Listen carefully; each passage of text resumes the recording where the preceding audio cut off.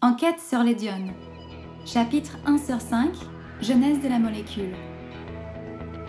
Hédione, hédione, hédione. Hédione, C13H22O3, dihydrojasmonate de méthyle. Il s'agit en fait d'un tout petit composant chimique qui, depuis son invention et sa mise en production en 1961 par la société Firmenich, aurait révolutionné l'univers de la parfumerie. Aujourd'hui, elle est utilisée dans plus de 60% des parfums et produits pour le corps présents sur le marché. Sa note linéaire capture le côté frais du jasmin. Mais comment une si petite molécule s'est-elle révélée être une si grande découverte pour toute une industrie ?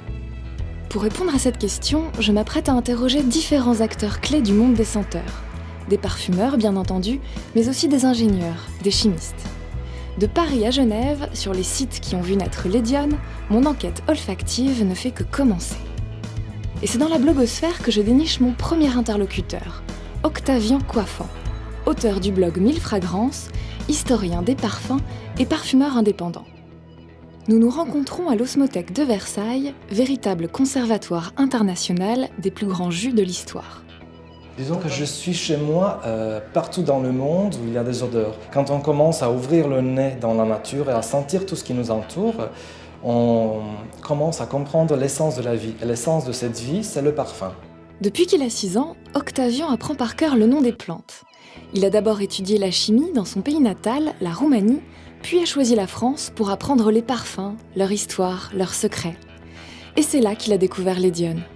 La fameuse hédione, je l'ai sentie pour la première fois dans les années 90, lorsque tout le monde, ou presque tout le monde, portait un parfum qui embaumait les rues. Ce parfum, c'était Acqua di Gio.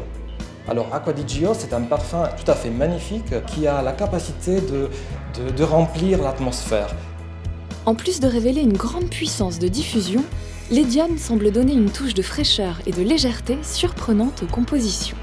L'hédione apporte la vraie essence de la nature. Le jasmin, il vous emporte dans les profondeurs de l'humanité, vers les odeurs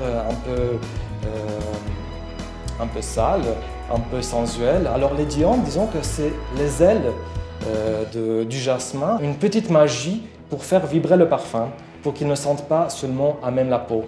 Alors l'hédione, c'était une molécule qui, quand on la sent comme ça, elle n'a pas une grande odeur.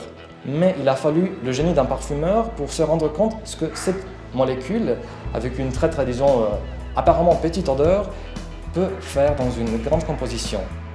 Le premier parfum à avoir fait connaître l'hédione, c'est l'emblématique Eau sauvage signée Dior. C'est donc au temple même, la maison Dior, que je vais poursuivre mes recherches. L'enquête continue.